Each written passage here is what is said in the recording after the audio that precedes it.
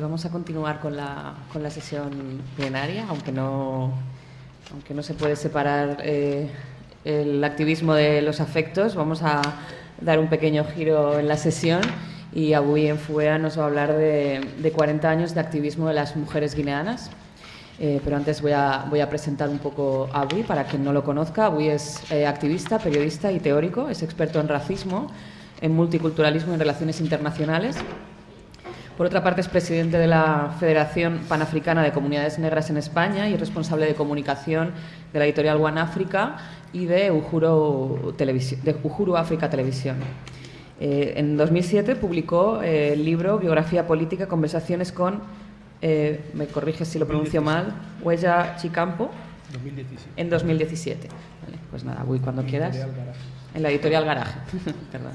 Pues cuando quieras, Avui. ¿Dónde se le da? ¿Está encendido ya? Sí. Bueno, muy buenos días a todos y todas y la verdad, como ha dicho Remei, que habéis madrugado todos y veo algunas caras, algunos amigos, algunos corresponsales de prensa que andan por aquí y a la gente que habéis venido de muy lejos. Agradecer a la gente que veo por ahí de Barcelona, de Sevilla y de fuera por venir a este acto. Agradecer a los organizadores por celebrar en los 50 años de Guinea y sacar a Guinea del armario de la historia de España, ¿no? Que es una cosa muy importante para toda la sociedad española, para conocer un poco la historia de España, ahora que España está tan cuestionada como nación y como concepto, identidad, como diría Zapatero Dixit. Hablar de Guinea nos devuelve a la idea de España de alguna forma, ¿no? Agradecer también a la Fundación Vida, Grupo Ecológico Verde, que me dio una beca para investigar este tema de las mujeres africanas. Es un tema más general y de esta parte voy a hablar solamente de las mujeres guineanas. Parte de mi intervención es gracias también al grupo de la UNED, de este grupo, porque hace 2 años pronunció una conferencia en este mismo entorno en relación a 40 años de activismo guineano en España, de los partidos políticos y las organizaciones sociales, y al final del acto se me acercó una compañera y me dijo: oye, tenías que haber ampliado más la parte de las mujeres, casi no la has pasado por encima. Y bueno, mencioné a las eminencias de esta lucha. Entre ellas, pues me encuentro muy orgulloso y muy satisfecho de estar y compartir mesa con alguien como Remei, que es una historia viva de todo esto de lo que estamos hablando. Así que pido un otro aplauso para Remei, por favor.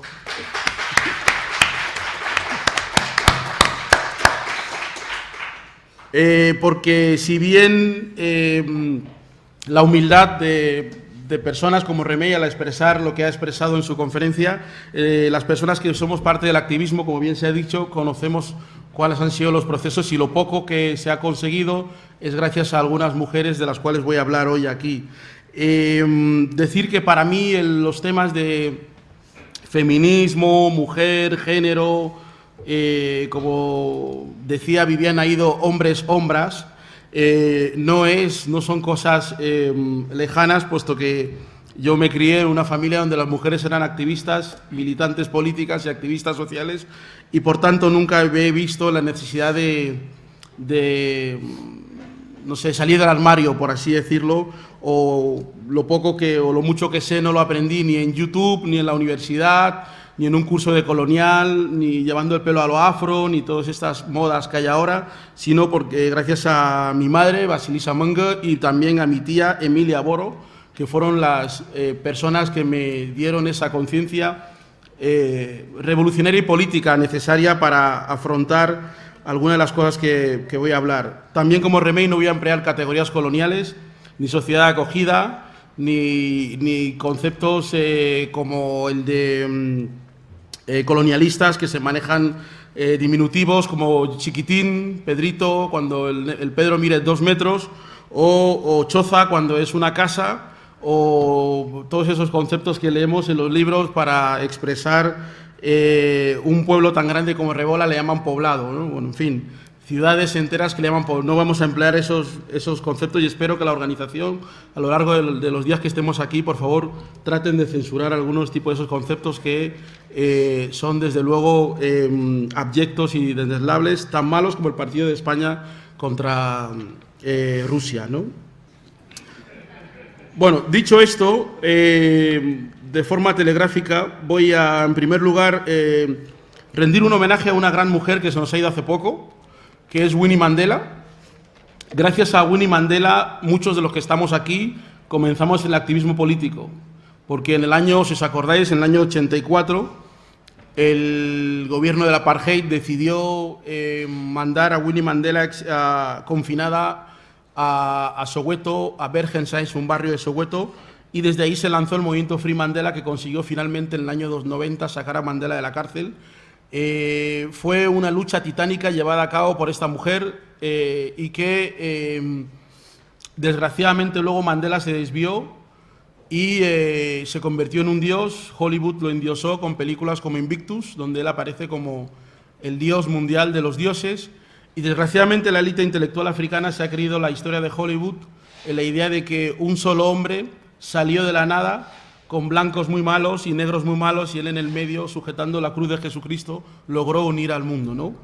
Este es el relato que ha hecho el poder, el Hollywood y demás, y ese relato tiene un sacrificio que fue la persona de Winnie Mandela, quien combatió no solamente a los blancos del apartheid, sino a los negros corruptos como Zuma y toda la gente que está en Sudáfrica gobernando y que han hecho de Sudáfrica uno de los países con más alta de corrupción del mundo.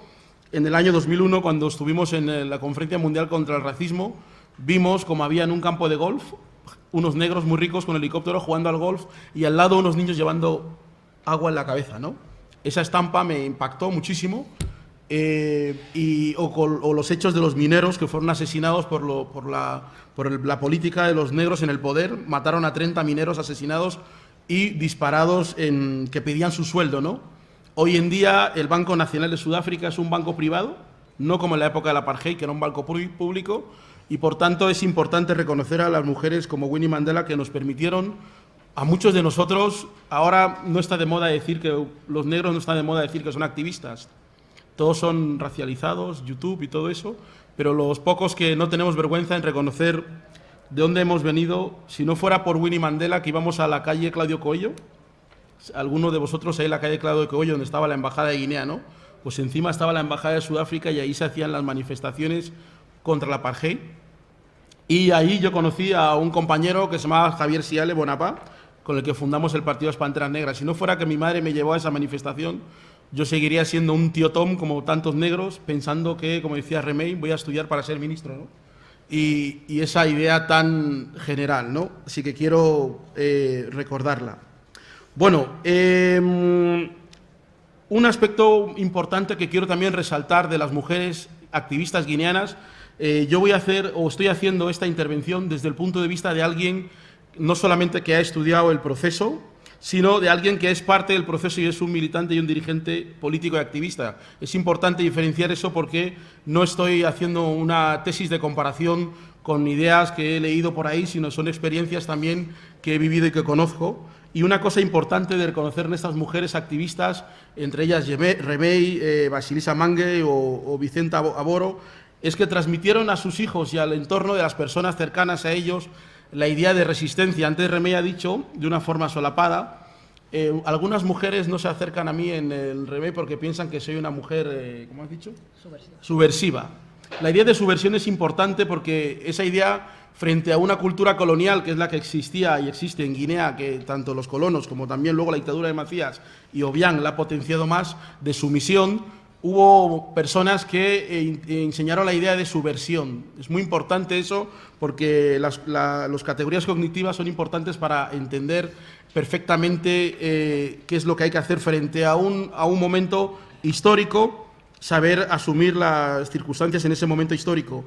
Los activistas, las activistas guineanas en estos 50 años, del año 68 hasta ahora, han pasado desde todos los niveles políticos, desde todos los espectros políticos e ideológicos, desde la Falange Española hasta Podemos. Bien, a UCD, al Partido Popular, al Partido Socialista, a muchos otros espacios. Desgraciadamente ha habido un silenciamiento de la imagen de estas mujeres por varias razones. La primera de ellas es la ideología machista, neocolonial y sexista, que por un lado, pero también la idea de asunción del lugar donde los negros deben estar, que es una idea que muchas de estas mujeres, incluso las nietas, todavía en el día de hoy, yo chateo mucho por Facebook y por Twitter con algunas de estas nietas y que me dicen, pero uy, ¿por qué eres así? ¿Por qué hablas así? ¿Por qué ofendes a la gente? Y claro, pero luego te encuentras con sus abuelas o con sus madres y te dicen, muy bien, hijo, muy bien. Entonces uno se queda un poco impactado, ¿no?, de esta situación, y es por la falta de transmisión histórica del proceso. Hubo una lucha en los años 60, 70, 80 que no se transmitió a estas chicas de Internet ni a estas jóvenes, ¿no? De hecho, el Día Mundial de la Comunidad Negra, que fue establecido el 17 de febrero del año 2010 en las Cortes, a través de una iniciativa del movimiento panafricanista, este año se celebró y la diputada Rita Bosao, que daba el acto de apertura, se le olvidó decir que su propio familiar, su tío, estuvo años antes en ese mismo hemiciclo, en esas mismas Cortes, ante las personas que estaban allí. Entonces las personas pensaban que Rita y los guineanos eran nuevos en todo eso, ¿no? Y eso es un vacío de interpretación muy grande en el proceso histórico, porque no se ha sabido transmitir a las generaciones nuestra historia y nuestro proceso político. No solamente decir, como decía Remey, no te portes mal que te mando a Guinea, o hija, ten cuidado con los negros que son malos.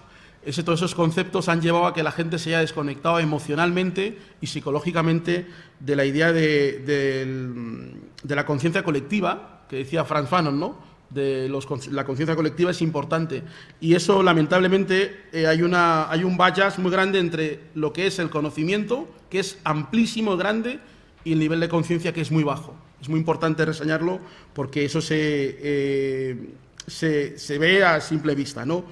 Y tiene que ver con el papel de las madres y los padres, los que se avergüenzan de decir que sus madres, que nuestras madres fregaban suelos y se prostituían para que fuéramos a la universidad, tienen un problema, porque caen en un vacío de interpretación y entonces quieren presentar una idea idílica, falsa y falseada de nuestro proceso. Por tanto, quiero dejarlo muy claro, no aprendí el activismo de la universidad. Cuando llegué a la universidad ya sabía quién era Malcolm X, lo aprendí por mi madre y por otra gente. Y en mi tía Emilia Aboro, que en paz descanse. Dicho esto, también quería empezar primero a decir que en el año 68 la organización hegemónica en España era Falange Española de las Jons, la organización hegemónica a nivel social, ¿no? Y por tanto también estuvo presente en las provincias españolas de Guinea Ecuatorial y el Sáhara. Para conocer un poco esto, hay un libro de Gustavo Nerín, que creo que ha hecho trabajos al respecto, lo pueden buscar y demás. En este espacio van a destacar, por ejemplo, María Luisa Gorbeña, que es de la comunidad Ondoé, Cándida Massa, que es también Ondoé de Valencia, Adela Obono, que fue mi tía, Florentina Micuen Tuptumu, Carmen Undón y Florentina Oco. Estas son mujeres que se formaron y en la sección femenina de Falange Española, tanto en Guinea como en España, y pudieron estudiar y hacer sus becas. Y claro, al ser una organización política que adoctrinaba a la gente en términos ideológicos, estas mujeres tenían una conciencia política, ¿no? De hecho, siempre cuento una anécdota. Mi tía Adela Obono, la mujer de Rufino Ndongo Asama, una vez estábamos viendo la televisión y estaba Ana Belén cantando, ¿no?, en la tele, y vino corriendo y dijo: apagar la tele, esta es una fresca y una roja.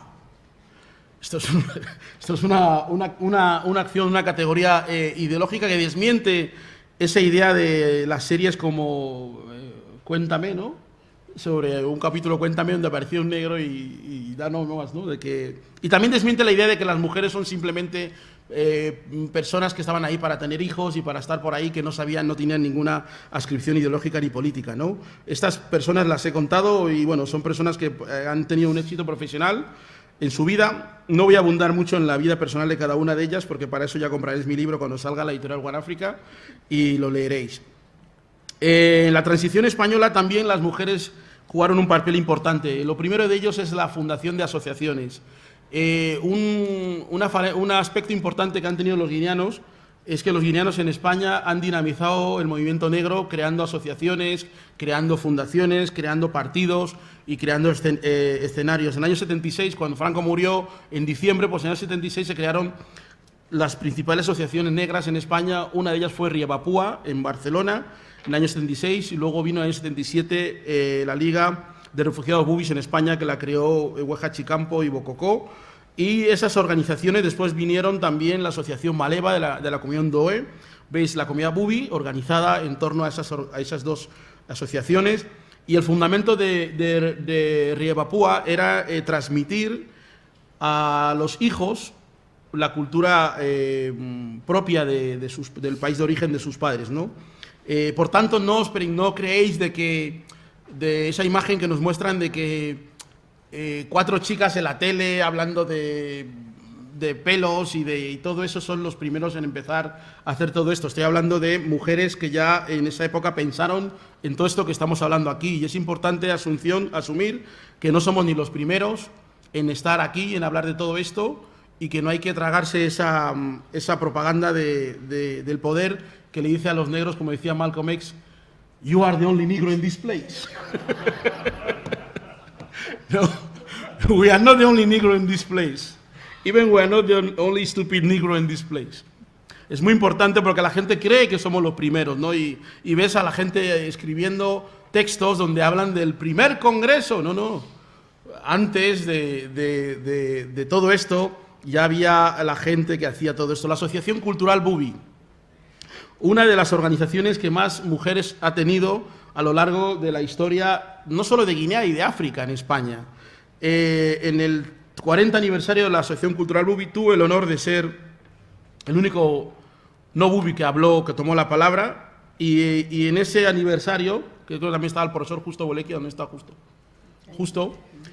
Ahí se citaron pues más de 20 mujeres que no solamente habían sido militantes, sino habían sido parte de la junta directiva, habían sido tesoreras, habían sido presidentas, en un momento en que se supone que las mujeres no tenían ese activismo, mujeres africanas, en este caso guineanas, ¿no?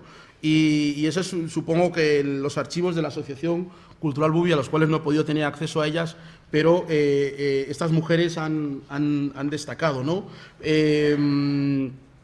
Estas mujeres luego, en los años 80, van a ser parte del movimiento dinamizador a 3 niveles.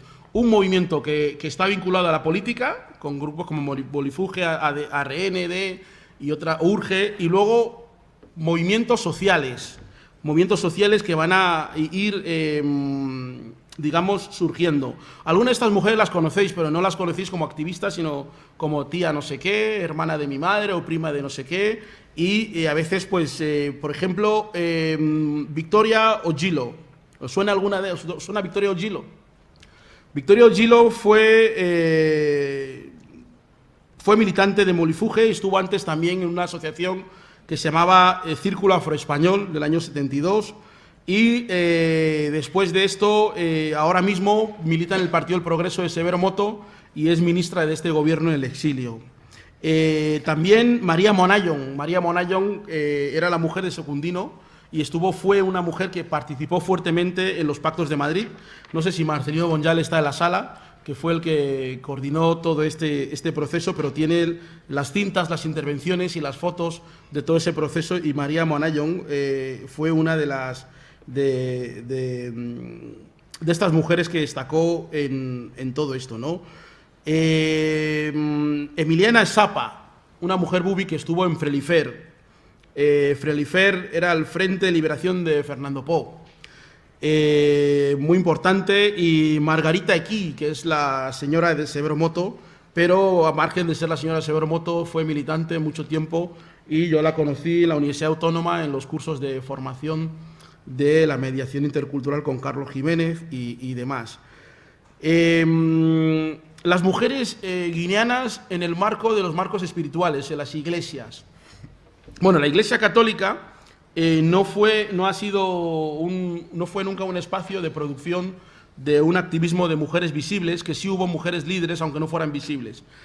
Yo he destacado en mi libro a una de ellas, que es Florentina Ocorricue, que es la mamá fue la mamá de Marcelino Bonjale, y que fue de la Iglesia presbiteriana, y gracias a esta mujer, muchos guineanos y africanos se acercaron a la Iglesia protestante, que está ahí en la calle, en Cuatro Caminos, Juan de Valdés, y este colegio, y otras iglesias protestantes que existen. De hecho, gracias a ella, Jones y Vena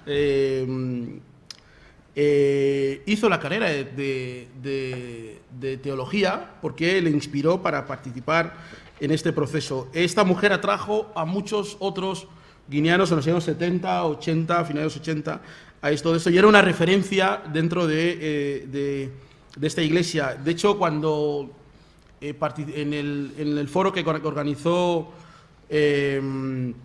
los 500 años del protestantismo en España, Carol Rovira en Barcelona, pues fue una de las señoras a las cuales se le mencionó por su contribución en los años 60. Tenéis que tener en cuenta que básicamente dos grupos étnicos fueron hegemonizados en la iglesia protestante, que eran los gitanos, con la iglesia de Filadelfia, que conocéis todos, y los negros en los años 70 también a través de Ruiz de Poveda, el padre Luis Ruiz de Poveda, el pastor, y luego la contraparte católica era Amador Martín del Molino, que tiene un famoso libro que se llama Los Bubis. Si no lo conocéis, apuntarlo y podéis buscarlo, que es un libro muy, muy interesante, ¿no?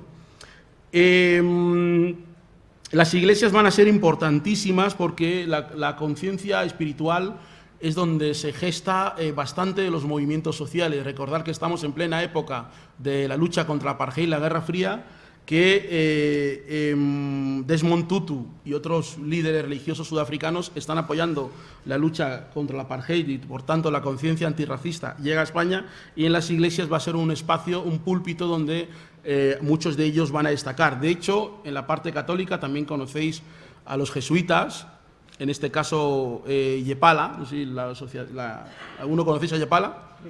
Pues Yepala, el propio Juan Carmelo y otros van a ser el motor del movimiento contra la apartheid en España, ¿no? En esa época, y hasta el extremo de que la influencia va a ser grande, que hasta uno de mis grupos de música favorito en aquella época, que eran Cortatu y la Polla Record, hicieron una canción que se llama Desmond Tutu, que es una canción crítica contra la apartheid que fue muy importante. La Iglesia va a generar en que las hijas de estas activistas que he ido comentando antes, que vienen primero de Falange Española, luego de los movimientos políticos como Frelifer, que he dicho antes, y también Molifuge, los años 80, en la mal llamada segunda generación, como ha dicho Remey, entramos en un contexto nuevo. Entramos en el contexto en que hay una primera victoria por parte de la comunidad guineana, que es el Decreto Suárez de 1981, por el cual los guineanos que han nacido en la provincia española de Guinea Ecuatorial pueden recuperar su documentación española, y se abre un proceso extraordinario de participación en la administración, lo que llaman ahora affirmative action, acción afirmativa o reparación. Esto se produjo con el gobierno de Suárez, y también podéis buscarlo en el Boletín Oficial del Estado, están esas informaciones, y una de las personas que lo coordinó ya ha muerto, el papá del rapero J mayúscula, Jesús Viván se llamaba.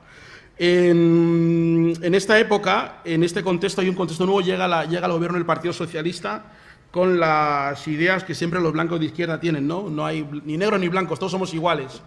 La idea cristiana de todos somos hijos de Dios, ni gentiles, ni judíos, ni gentiles, ¿no? Y al llegar con esa idea, que es la misma que ha llegado Pedro Sánchez cuando llegó al poder, acabó y destruyó el grupo afrosocialista, argumentando que ni negros, ni blancos, ni moros, ni gitanos, todos somos socialistas. Tened en cuenta eso, porque eso es muy importante para entender la epistemología política e ideológica de los procesos que no son nuevos. El Partido Socialista no recupera el Real Decreto, sino el Real Decreto muere a partir de entonces, pero se crea dentro de la transición española. España se convierte en un país de blancos. España hace una especie de neoepistemología de sí misma, y es un país europeo donde Erasmus, Grecia, Suecia y los países nórdicos se convierten en la cercanía de la sociedad española, en toda la campaña de Europa, y Guinea Ecuatorial, Marruecos y Latinoamérica se convierten en inmigrantes, en algo lejano a nuestra conciencia cultural. Eso se produce en el año 82, 81, después del golpe de Tejero. En esta época,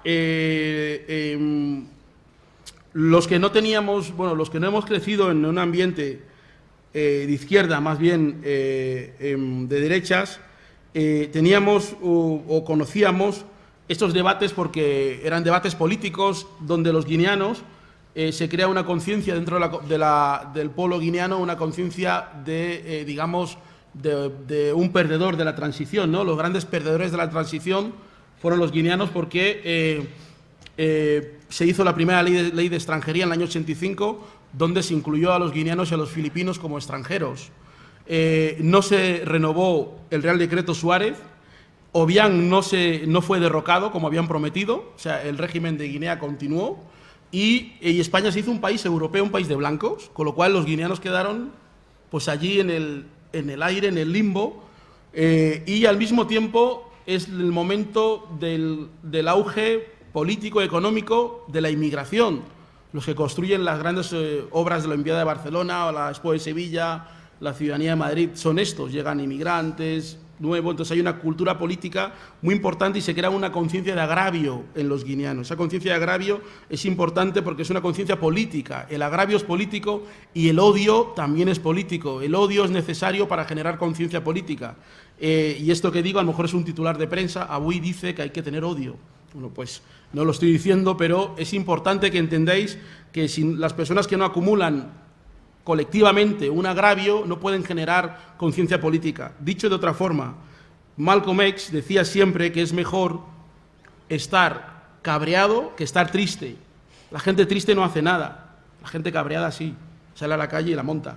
Entonces los guineanos estaban tristes, pero bueno, en fin, no se producía ningún proceso. Hay una cosa fundamental que llega en esta época dentro del movimiento Free Mandela, que es el cambio de conciencia por parte de los guineanos, el cambio de conciencia política, que van a ser principalmente asociaciones como Maleva, surgen asociaciones como la Asociación de Inmigrantes Senegaleses en España, surgen asociaciones también como la de AMPAE, como de Yakure, donde las mujeres van a tener también un protagonismo. Maleva va a ser fundamental para la ruptura del movimiento Free Mandela. Había un sector del movimiento que estaba encabezada por Yepala y los jesuitas y que mantenían que cuando Mandela saliera de la cárcel pues ya se acababa todo, ¿no? Y así con actitudes moderadas, todos esos discursos que ya sabéis, oye, Avui, no se puede hablar así, tenéis que cuidar mucho vuestro lenguaje, esto es peligroso. Y había gente joven que estaban en las asociaciones como el difunto Don Abeso, Jesús, de estudiantes de Guinea Ecuatorial, la gente que está en Maleva, como Marcelino, el abogado Jonjo y demás, que pensaban lo contrario. Estos grupos conectan con jóvenes de la segunda generación, con mujeres, chicas como Sonia Mba, Maribel Obiang, Olga Sué, Rufi Maaba en Barcelona, Leona y Jenny en Barcelona también, Lily Thompson en Barcelona, que por cierto, Lily Thompson fue alumna vuestra de Waiso. Vive ahora en Londres. Saludo, Lily, si lo ves por internet. Ada Okembe, Mariam, Conchi Wika, la famosa cantante Conchi Wika, y Marilu Zumba. Entonces, estas mujeres van a entrar van a hacer posible ese cambio de mentalidad que no se había podido hacer, precisamente porque un grupo encabezado por Marcelo González deciden, en represalia por el asesinato del poeta Julius Moloise, que era un poeta muy famoso, que había sido asesinado en Sudáfrica en el año 85, deciden asaltar la embajada de Sudáfrica en Madrid, que estaba en la Gran Vía 34. Esto sucedió en España, no sucedió en Estados Unidos. El asalto a la embajada de Sudáfrica divide el movimiento Free Mandela y genera una nueva categoría política y conciencia política nueva, que es el movimiento panafricanista al cual yo pertenezco y muchas otras personas que conocéis y que veis que tienen una categoría nueva. Estas personas, al ser expulsadas del movimiento oficial, porque son expulsadas, llegan y se refugian en la Universidad de Alcalá de Henares, la Universidad Laboral, que estaba el padre Asier Garmendia Hurtado Ruiz de Urbide, menudo nombre, ¿eh? Pues este padre, que era un cura, cura vasco, que había estado con Tomás Sankara en Burkina Faso, pues este cura comienza a aglutinar a estas personas que se han sido radicalizadas o expulsadas y conecta con una cuestión muy, muy central, que son los jóvenes y el rap. Había muchos jóvenes, todas estas chicas que he mencionado antes eran chicas jóvenes de 19, 20 y que se movían en los ambientes del rap y del funk, como discotecas como Stone y otros sitios, y que van a conectar directamente con esta conciencia de que sí, Mandela salió de la cárcel, pero aquí hay unas condiciones sociales que son similares, con el racismo, los atentados terroristas de los grupos nazis eran frecuentes, iban a las facultades, pegaban a los negros, hasta que mataron a Lucrecia Pérez, entonces la gente se echó las manos a la cabeza. Pero eso llevaba pasando ya muchísimo tiempo, pero como los padres guineanos le dicen a sus hijos, hija, tú no te metas en nada, tú tranquila, tú estudia y después vas a Guinea y serás ministra. Claro, llegaban los nazis, le pegaban, ella como quería ser ministra, pues no decía nada. Finalmente, estas chicas, que son hijas de activistas políticos, ¿no?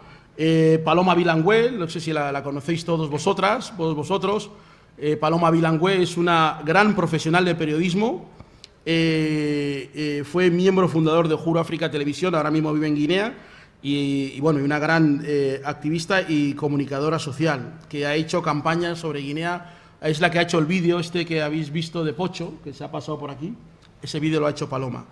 Entonces, todas estas chicas se van a aglutinar y en el año 90 va a surgir el Partido de los Panteras Negras como una vanguardia política de referencia frente a lo que estaba pasando en España y en el mundo, ¿no? Han hecho una acumulación a través de sus familias y sus padres. También está la caída del muro de Berlín, está el fin del apartheid y todo eso es una acumulación. También hay un momento muy álgido de lucha contra la dictadura en Guinea Ecuatorial. Los partidos políticos de Guinea en ese momento también están álgidos, el Partido del Progreso, en el año 93 surge el MAIP,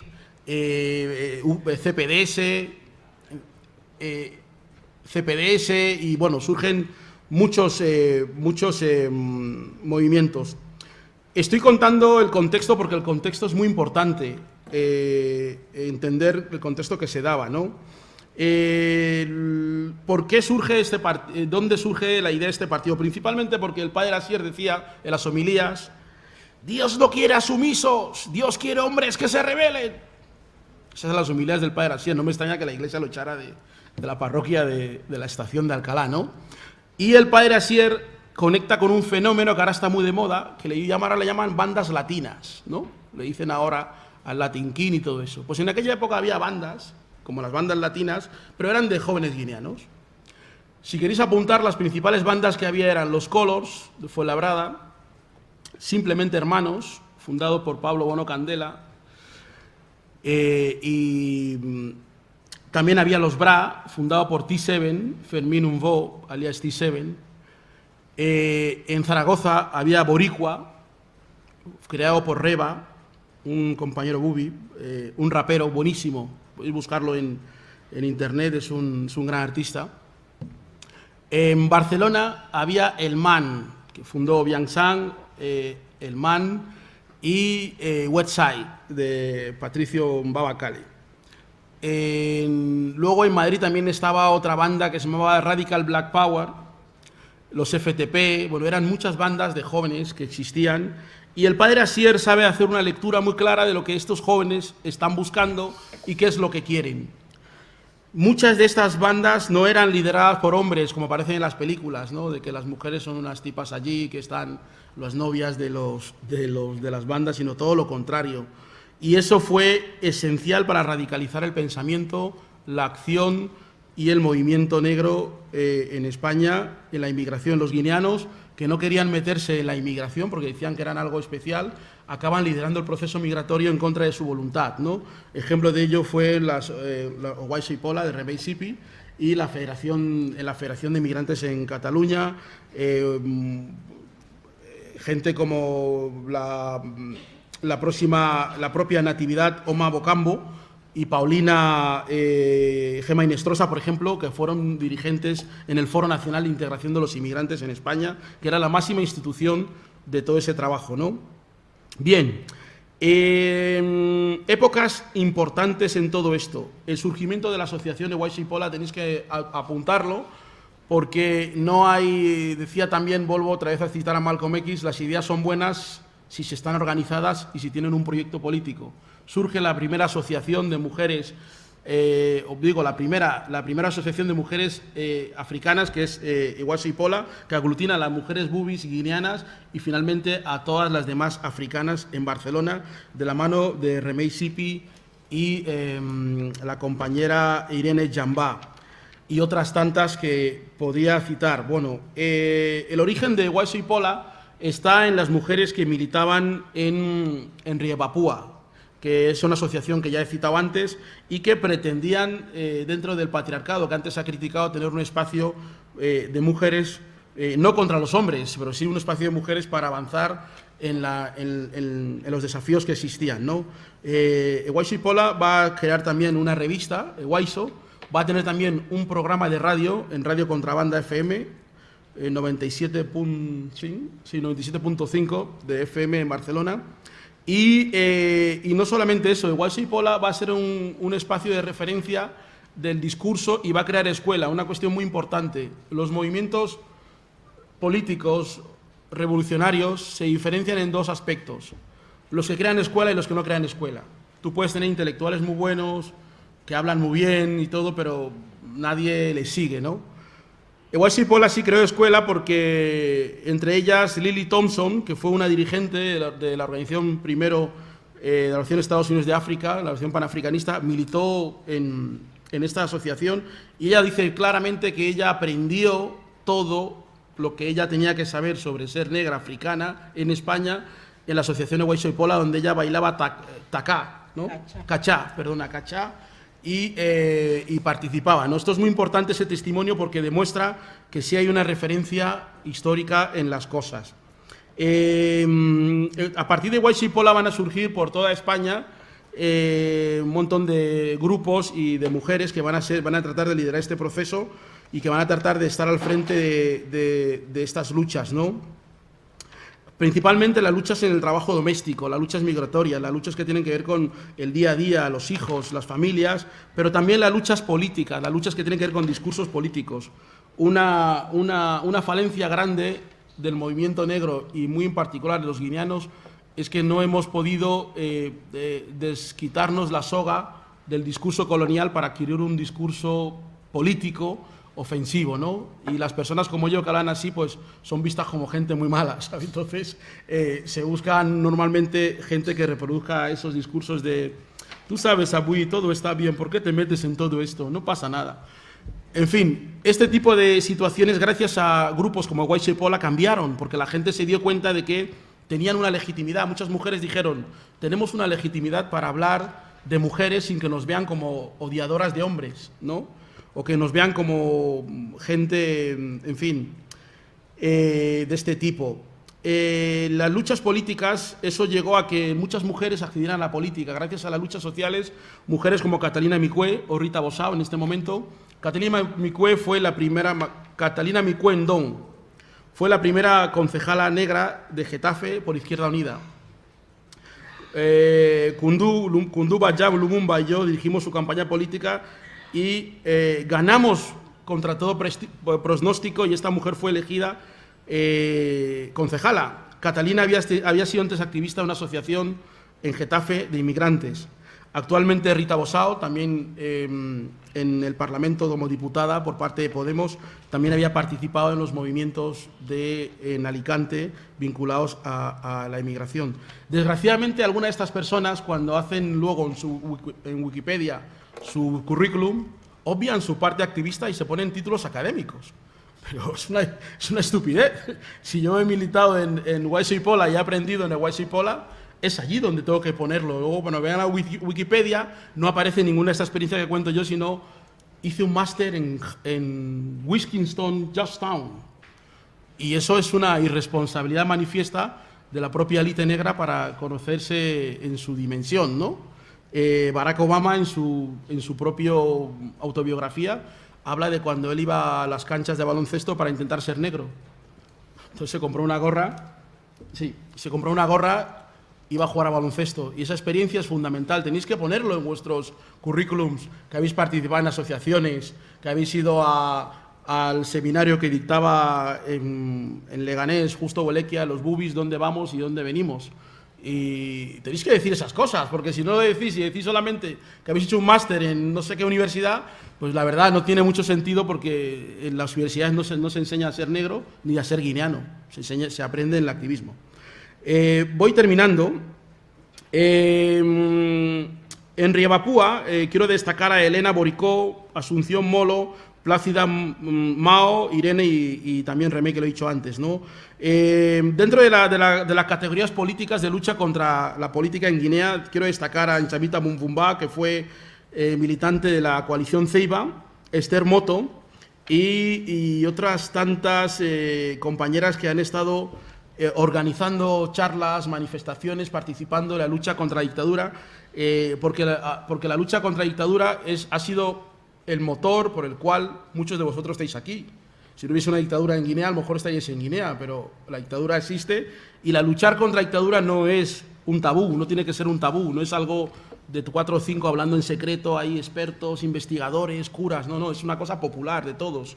Y eso es una cosa que, como lo que pasa en Venezuela, como pasa en Palestina, en cualquier parte del mundo, salvo el tema guineano, que es el tema tabú. Parece que solamente hablan de Guinea unos expertos, investigadores, curas y algo secreto. No, tiene que ser algo amplio, algo de todos.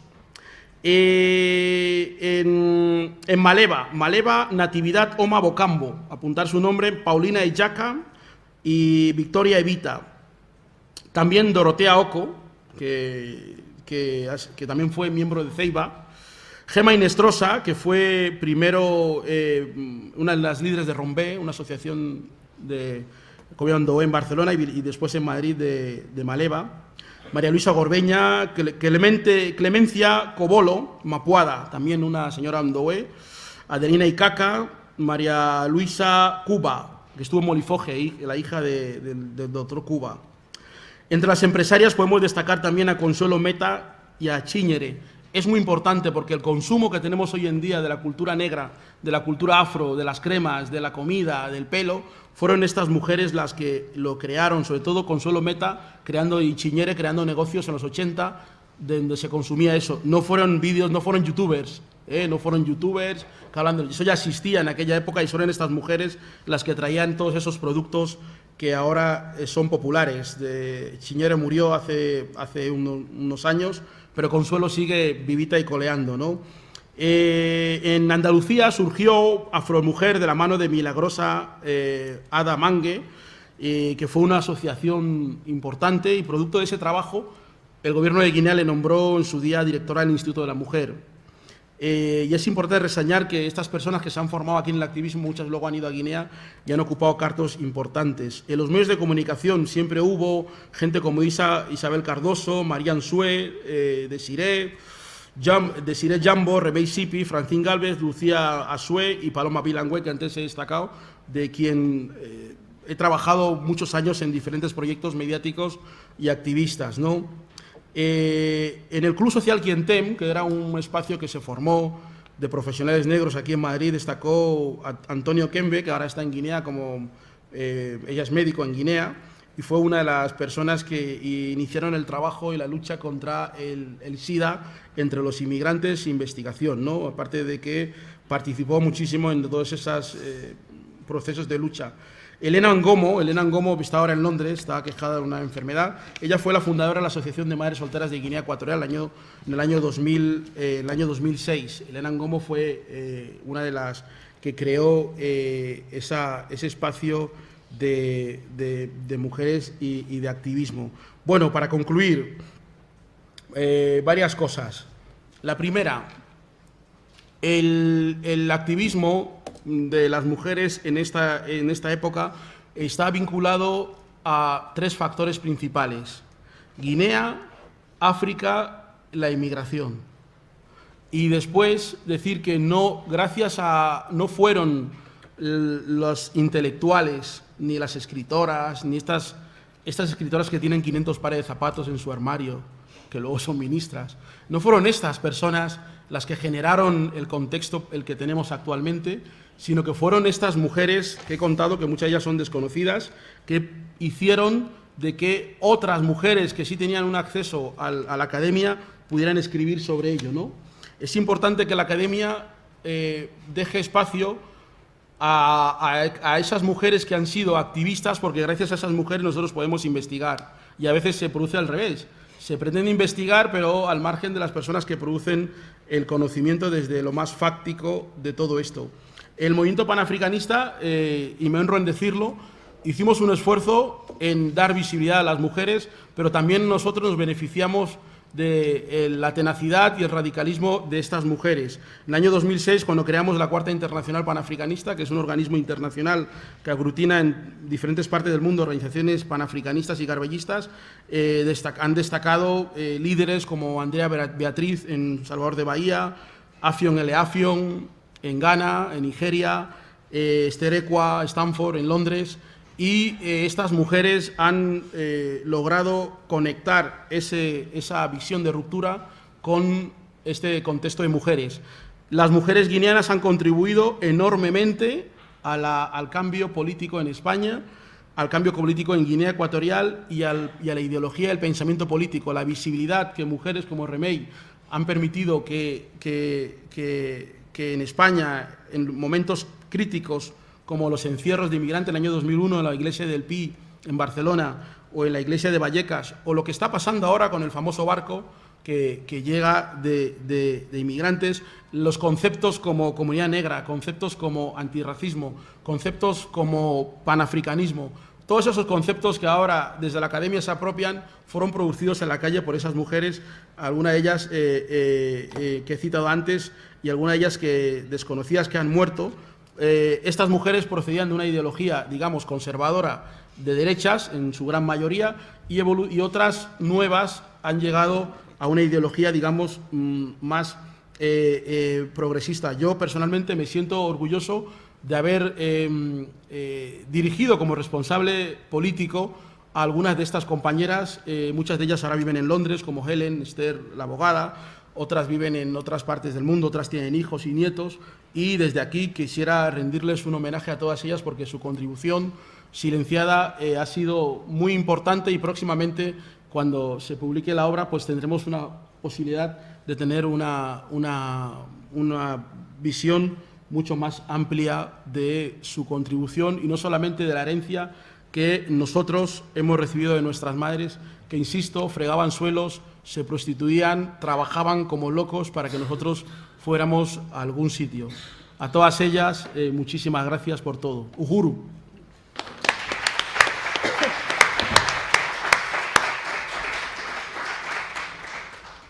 Pues muchas gracias, Agüí.